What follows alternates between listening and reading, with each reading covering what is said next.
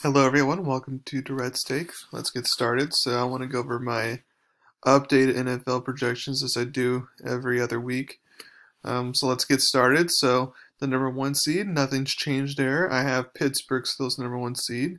And I still have them with the same record. I think they can go 15-1. Two, I got Kansas City. Now I did have Kansas City as second seed with a 13-3 record, but I actually feel like they should only lose one more game so they can go 14-2. Um, Third seed, I have Tennessee still with a 12-4 record, and then Buffalo, I've elevated them because of their win over Seattle. So instead of like 9-7, 10-6 type of division win, they like with their schedule the way it's set up, they can go 12-4. And of course Tennessee 12-4 as well, but as we know, Tennessee has a tiebreaker there at the head-to-head matchup. So those are your division winners, and then for the wild card, you have Baltimore 5. I still have them at a 13-3 record. 6, you got Las Vegas, and I have them as with a 10-6 record. And then 7, I'm still going Cleveland for now with a 10-6 record. But of course, the other competition that Cleveland would have for that 7th spot is Miami, because Miami's on the come up, and with Tua they look good and stuff. I have Miami at 9-7. Um, and Miami they have so it's interesting for their last 8 games, like the next 4 for Miami are easy, so like they're winnable games, so they can potentially win 8 in a row. But then their last 4 games are hard because they have Kansas City, and then they have Las Vegas, and they I forgot someone else, but they have someone else that's pretty hard. Oh yeah, they have Buffalo at the end, so like 3 of the last 4 are going to be very hard for them. Um, so it'll be interesting to see what happens. So the Miami at best can go 10-6, but we'll wait and see. And the Indianapolis, maybe I have them at 8-8. Maybe they could make something happen, but I just don't think so. I just don't think they're going to be able to with Philip Rivers as their QB. And then of course the other teams won't make the playoffs, so no, won't go into it right now. And then in the NFC, I now have, because originally I had Tampa Bay as winning out, being number one seed, but that's obviously not going to happen. So I have Seattle as my number one seed, despite their loss yesterday. I feel like they can still win their division and get the number one overall seed with a 13-3 record. And then the second team will be New Orleans with also a 13-3 record. The third seed would be Green Bay with an 11-5 record, winning their division. And then fourth seed would be Philadelphia. Now, of course, a couple weeks ago I thought Washington could do it, but with Kyle and injury and stuff and the way things went, it's not going to happen. So Philadelphia, you will win the division. Congratulations. With a 6-9-1 record, but nevertheless, you will win the division. So then the fifth seed will go to Tampa Bay. I feel like they're only going to lose one more game at this point. Sixth seed will go to the LA Rams with a 10-6 record. And then the seventh seed will go to Arizona with also a 10-6 record. Now Chicago, I have going 9-7. They can make a push. They can maybe get that last spot. But the Chicago offense is just so horrible that I feel like it could literally cost them a playoff spot. And then the way Minnesota's playing right now, they can be like they would have to. In my opinion, they can only afford to lose like one more game, but they can easily kind of make a push, but it'll be a hard push. But I don't see it, and that's why I don't see it happening. But they could, the way they've been playing so far. I'm saying with Carolina now with Christian McCaffrey back stuff, I just don't see it. So that's why I have it as is. And then of course the other teams are not that good. So then you got the playoff scenario, if you will. So in the AFC you have Kansas City, Cleveland. Obviously, Kansas City wins. Tennessee, Las Vegas. This will be a very interesting game, high-scoring game, very fun game to watch, but I'll take Tennessee home by touchdown. Like a 30-31 type of game. And then Buffalo, Baltimore, very close game, good game. Baltimore go on the road, get the upset there, barely. So Lamar can get his first playoff win. And then you got Pittsburgh versus Baltimore in the second round. And Pittsburgh, I feel like, will beat Baltimore just because, again, Lamar's not built for playoffs. Kansas City, Tennessee. This will be a closer game than it was in the AFC Championship game last year, but I would take Kansas City by a touchdown. So then you have a Pittsburgh, Kansas City AFC Championship game, which at this point I feel like we all want that. Now, of course, we could be fine with a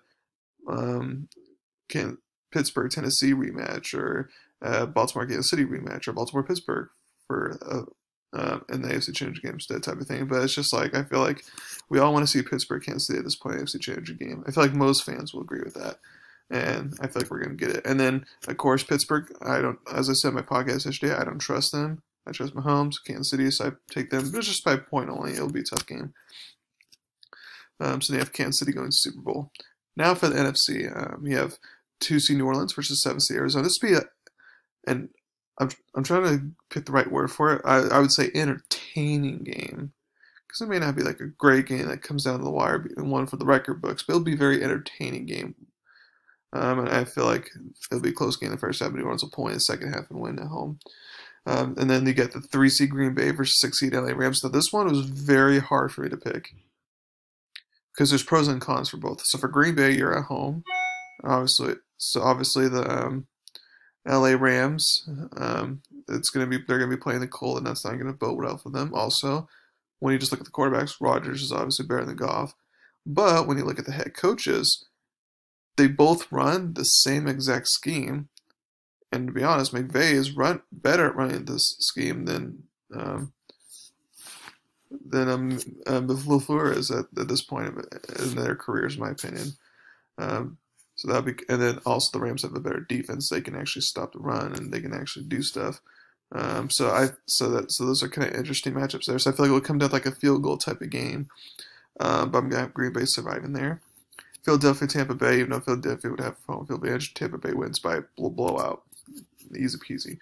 So then you have a Seattle and a Tampa Bay second round, which that's gonna be a very good game. Like, coming high scoring, coming down right to the wire. It'll be a fun game to watch. But I'm going to take Seattle by 1 point, despite their flaws, because of Russell Wilson, by 1 point.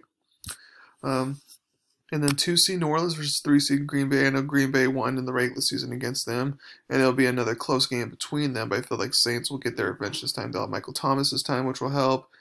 Emmanuel Sanders and more clicking in. Taysom Hill is going to have a better game than they did against Green Bay last time. The defense, if they can do it against Tampa Bay, is going to improve and be better.